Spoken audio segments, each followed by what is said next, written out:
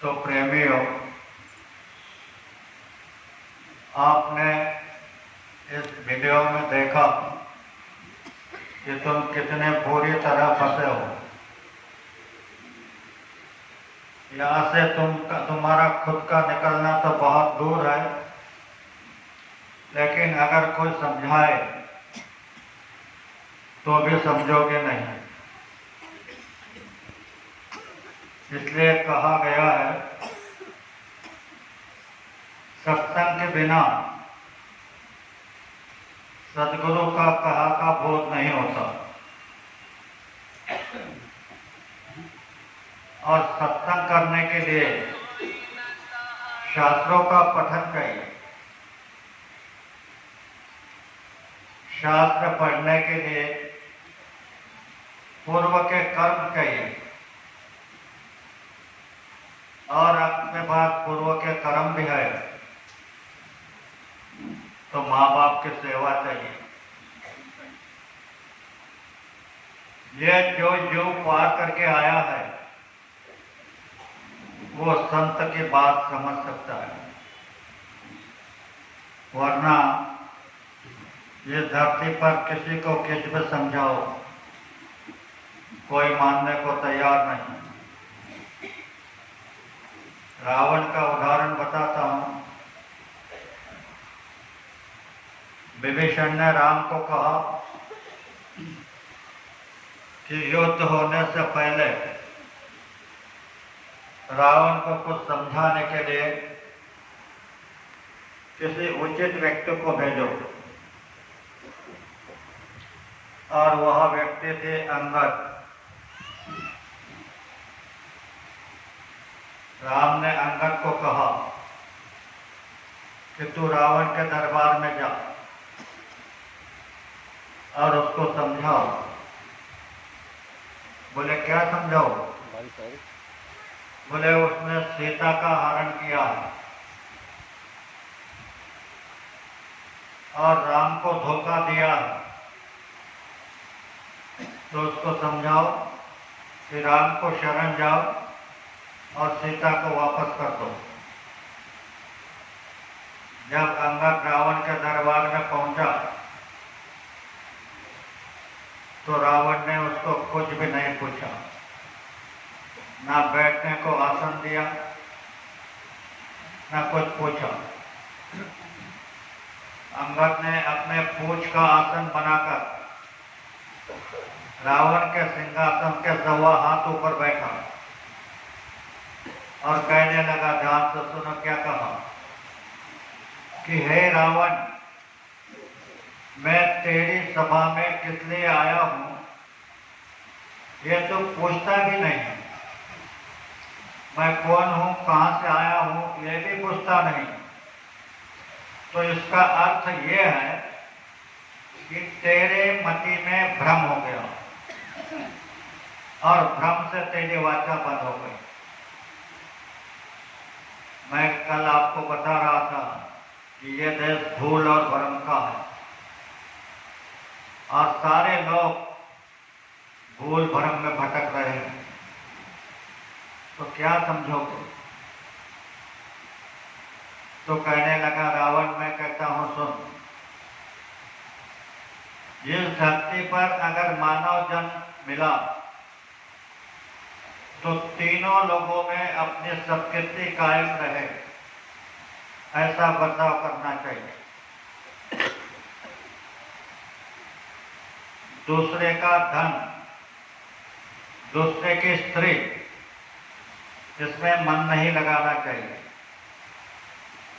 तू वेद वेदांत जानता है तो ऐसे अज्ञान जैसे कर्म क्यों करता है? राम को शरण जा, सीता राम को वापस दे दे और लंका का राज कर। कितनी भी गलती हो गई और राम को शरण चला गया तो राम उसके ऊपर सबसे ज्यादा प्रीति करते हैं।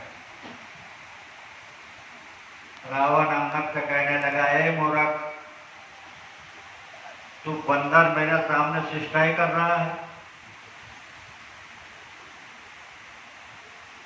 तो भला बुरा कहा। मैं कहानी नहीं बताता, शॉर्ट में बताता हूँ। अंगद ने कहा कि रावण, तुझे तेरी शक्ति का, तेरे धन का गरूर है, तो बोले ये मेरा पैर रखता हूं, तुम्हारे सारे योद्धा में से कोई भी योद्धा जिस पैर को डिगा देगा तो मैं राम को वापस ले जाऊंगा, सीता का त्याग करके। जरा सोचना, बंदर बता रहा है इतने बड़े बड़े योद्धाओं को कि मेरे पैर को डिगा दो। ये क्या बात है, समझना मुश्किल है। जो मालिक के ऊपर न्यौछावर हो जाता है, वो जो कहता है वो होता है। तो अंगद में प्रभु राम की शक्ति उतर आई। सारे सैनिक उसका पैर उठाने लगे, कोई भी पैर को टस से मस नहीं कर सका। तो आखिर रावण सिंहासन से नीचे उतरा और उसके पैर उठाने लगा। अंगद ने ऐसे ऐसे पैर कर दिया तो उसके मुकुट को लगा, और उसका मुकुट जब उड़ा तो जाकर राम के चरणों में गिरा। तो प्रेमियों, हमेशा जो भी विनाश हुआ है तो अधर्म कारण, गर्व के कारण। जब गर्व आ जाता है तो वह प्रभु कोई ना कोई योजना बनाता है। रावण को भेजते हुए राम ने कहा था, बहुत होशियारी से रहना, जवाब देने को नहीं डरना। तो अंगद रावण को कहने लगा कि हे रावण, तू मेरी बात को नहीं मानता तो सुन, जब रण यज्ञ को आरंभ होगा तो असंख्य राक्षसों की आहुति पड़ेगी,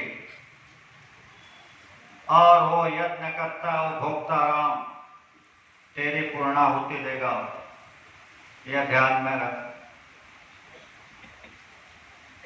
और वापस चला गया।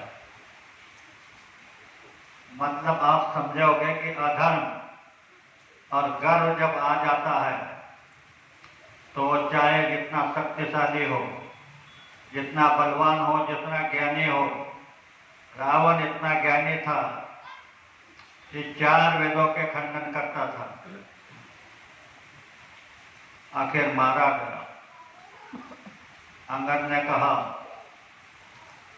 कि जब रण यज्ञ को आरंभ होगा तब असंख्य राक्षसों क्या आहुति गिरेंगे, और वो यज्ञ करता और भोक्ता राम तेरी पूर्णाहुति देगा। आज वही स्थिति है। बाबा जी समझा रहे हैं कि मेरी बात को समझो, परिवर्तन होने जा रहा है।